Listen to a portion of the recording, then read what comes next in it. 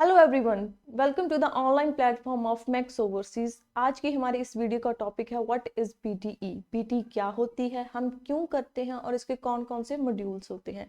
तो let's start our video.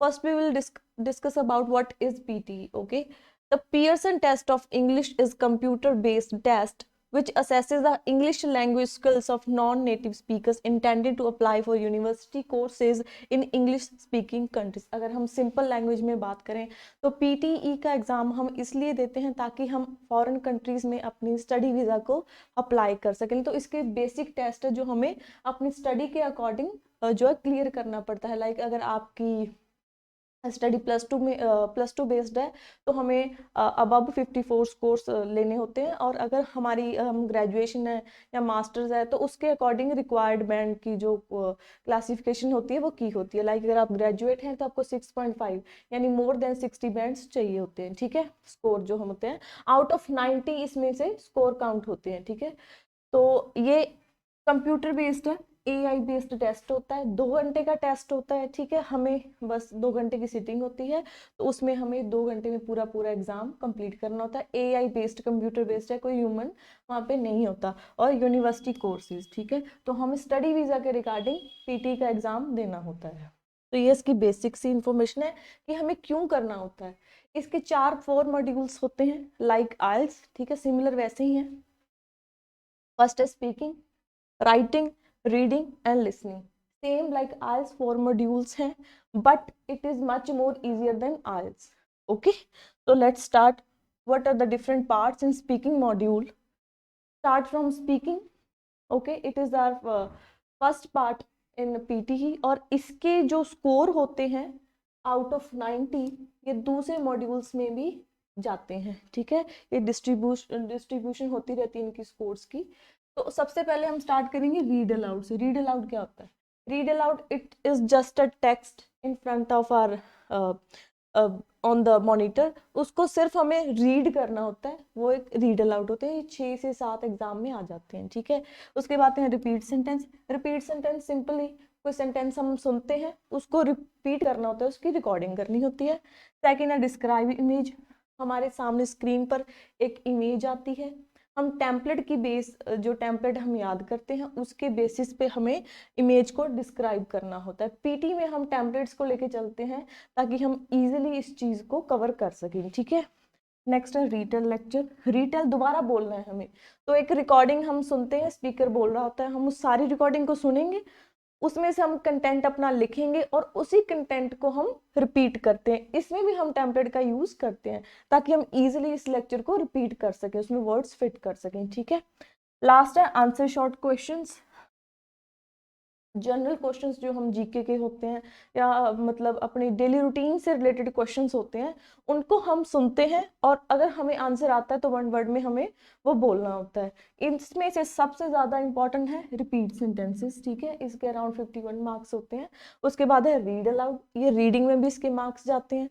उसके बाद है डिस्क्राइब एंड रीटल, और बहुत ईजी है स्पीकिंग। पीटी की अगर हम बात करें तो इजीली हम इसमें अपने डिजायर स्कोर ले सकते हैं। नेक्स्ट पार्ट आता है राइटिंग का। राइटिंग में सिर्फ 2 पार्ट होते हैं, summarise written text and second one is write essay. Summarise written text and वो बस एक जस्ट हमारे ऊपर एक पैसेज हमें दिया होता है। ठीक है, क्वेश्चन में, उस क्वेश्चन में पैसेज में से बस हमें एक समरी बना के लिखनी होती है। इसका भी एक हम स्ट्रक्चर पहले से प्रिपेयर करते हैं, उसी के बेस पे हम समरी लिखते हैं। 10 मिनट का टाइम होता है समरी लिखने के लिए, हम इजीली 10 मिनट में इसको कवर इजीली कर सकते हैं। बहुत इजी होता है ये। ठीक है, नेक्स्ट आता है राइट एंड ऐसे। ऐसे राइट करने के लिए हमारे पास सिर्फ 20 मिनट्स होते हैं। 20 मिनट्स में हमें टाइप करना है। अगर आप 20 मिनट्स में नहीं टाइप कर पाए अपने जितना का जितना भी वो कंटेंट होगा, नेक्स्ट क्वेश्चन अपने आप शुरू हो जाता है। ठीक है, तो मॉड्यूल टाइमिंग बेस्ड है, जितनी भी पीटी है जितना टाइम गिवन है उसी में हमें अटेम्प्ट करना होता है।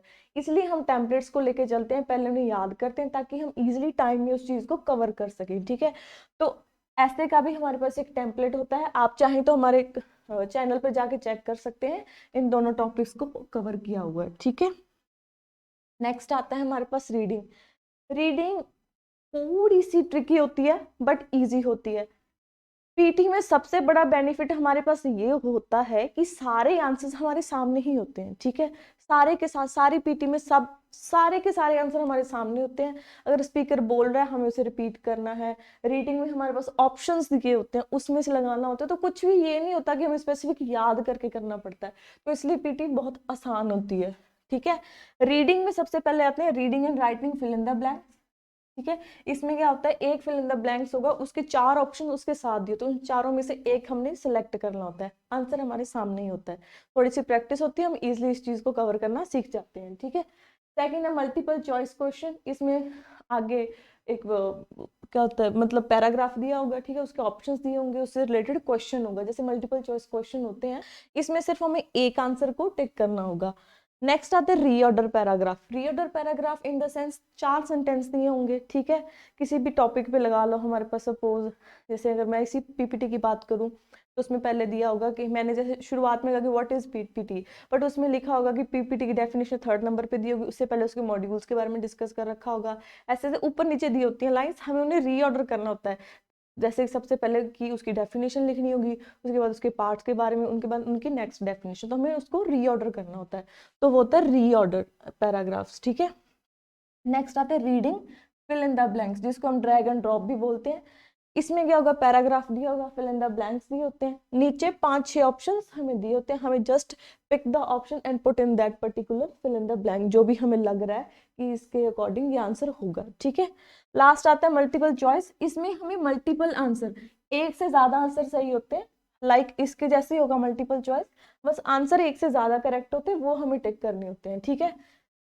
इसमें सबसे ज्यादा इंपॉर्टेंट एक ये है, second one is reading and third one is reorder. इनको अगर आप कम प्रैक्टिस भी करोगे इनकी तो चल जाएगा, इनके ज्यादा स्कोर नहीं होते, बहुत ही मिनिमम होते हैं। तो ऐसा नहीं कि हमें सारे के सारे पे ध्यान देते, जैसे लिसनिंग में भी इतने ज्यादा क्वेश्चंस है ना, बट कुछ स्पेसिफिक क्वेश्चंस ही होते हैं पीटी में जिसपे हमें ज्यादा फोकस करना होता है, ठीक है। लिसनिंग आ गया, लास्ट मॉड्यूल है हमारा। इसमें सबसे पहला था समराइज स्पोकन टेक्स्ट, ठीक है। समराइज स्पोकन टेक्स्ट क्या होता है, इसमें जैसे कि हमने समरी लिखी थी, ठीक है, राइटिंग में, उसमें हमें पैराग्राफ दिया था, हमने उसमें से समरी लिखी थी। इसमें जैसे रिटेल में लेक्चर सुना था, स्पीकिंग में वैसे ये होता है, उसमें हमें बोलना है, इसमें हमें टाइप करना है, ठीक है। ये इसके लिए भी हम एक टेम्पलेट का यूज करते हैं, ठीक है। टेम्पलेट में इजिली हम वर्ड्स को फिट कर देते हैं, हमें टाइप करना आसान हो जाता है, ठीक है। उसके बाद सेकंड मोस्ट इंपॉर्टेंट है फिल इन द ब्लैंक्स। पहले मैं इंपॉर्टेंट क्वेश्चंस की बात कर लूंगी इसमें, ठीक है। सेकंड वन आता है फिल इन द ब्लैंक्स। इसमें क्या होगा, स्पीकर एक रिकॉर्डिंग चल रही होगी, रिकॉर्डिंग हमें सुननी है, सुनते सुनते सपोज जैसे अगर रिकॉर्डिंग चल रही है कि मल्टीपल चॉइस, यहाँ पे ब्लैंक दिया हुआ है, तो वो स्पीकर मल्टीपल बोलेगा, बट यहाँ पे स्क्रीन पे ब्लैंक होगा, वो खाली होगा। तो मुझे क्या करना है, उस आंसर को नोट कर लेना है, ताकि बाद में मैं उसमें टाइप कर सकूं मेरा पर्टिकुलर जो भी आंसर होगा, लाइक दैट जो फिल इन द ब्लैंक्स होते हैं। लिसनिंग में सब सुन के करना, सिंपल ही है, ठीक है। नेक्स्ट इंपॉर्टेंट है इसमें हाईलाइट इनकरेक्ट वर्ड्स। इसमें भी अगर स्पीकर बोल रहा होगा, रिकॉर्डिंग चल रही होगी, बट हमारी स्क्रीन पे कुछ और वर्ड लिखा होगा, स्पीकर कुछ और बोलेगा, तो हमें उसे क्लिक करके हाईलाइट करना होता है, ठीक है। सपोज वो स्पीकर ने कहा कि हाईलाइट करेक्ट वर्ड्स बोल दिया उसने, बट मेरी स्क्रीन पे इनकरेक्ट लिखा हुआ है, तो यानी कि ये मेरा हाईलाइट हो जाएगा, इसका एक मार्क है, ठीक है। इसमें नेगेटिव मार्किंग होती है, सिर्फ इसी में होती है, ठीक है। और मल्टीपल चॉइस वो तो उनके इतने इंपॉर्टेंट नहीं होते, तो इसमें ध्यान रखना होता है कि जो करेक्ट है हम उसी पे क्लिक करें। लास्ट वन है रिपीट सेंटेंस के बाद सबसे ज्यादा जो इंपॉर्टेंट मॉड्यूल आता है वो आता है डिक्टेशंस का। रिपीट सेंटेंस हमें सुन के बोलना होता है कि स्पीकर क्या बोला, डिक्टेशन में हमें उस चीज को टाइप करना होता है, बस यही है लिसनिंग, ठीक है। इसमें भी like reading multiple choice answers हो गए, ठीक है, और मल्टीपल चॉइस सिंगल आंसर हो गए। इसमें स्पीकर बोल रहा होता है, हमें सुन के क्या आंसर हो सकता है उसके रिगार्डिंग जो भी ऑप्शंस हमें स्क्रीन पर दिए होंगे उसको हमें क्लिक कर देना है। मल्टीपल में एक से ज्यादा आंसर्स होते हैं और सिंगल में सिर्फ एक ही आंसर करना होता है। ये इतने इंपॉर्टेंट होते नहीं है, ठीक है।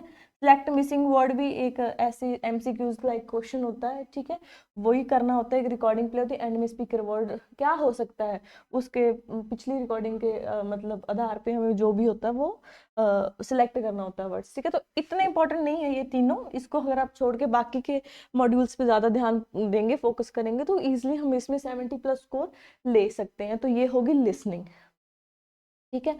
पीटी बहुत आसान है, एआई बेस्ड टेस्ट है और सिर्फ 2 घंटे का टेस्ट होता है। इसके रिगार्डिंग हमने काफ़ी वीडियोस अपने चैनल्स पे बना रखी हैं कि कैसे हम किस चीज़ को कैसे इंप्रूव कर सकते हैं, लाइक डिक्टेशन, रिपीट सेंटेंस हो गए। तो आप इन सब को जाके हमारे चैनल मैक्स ओवरसीज पे देख सकते हैं। अगर आपको ऑनलाइन क्लासेस ज्वाइन करनी है तो हमारे गिवन नंबर पर आप कॉन्टैक्ट कर सकते हैं, ठीक है। ऑफलाइन क्लासेस के लिए भी आप max overseas institute Bathinda join कर सकते हैं।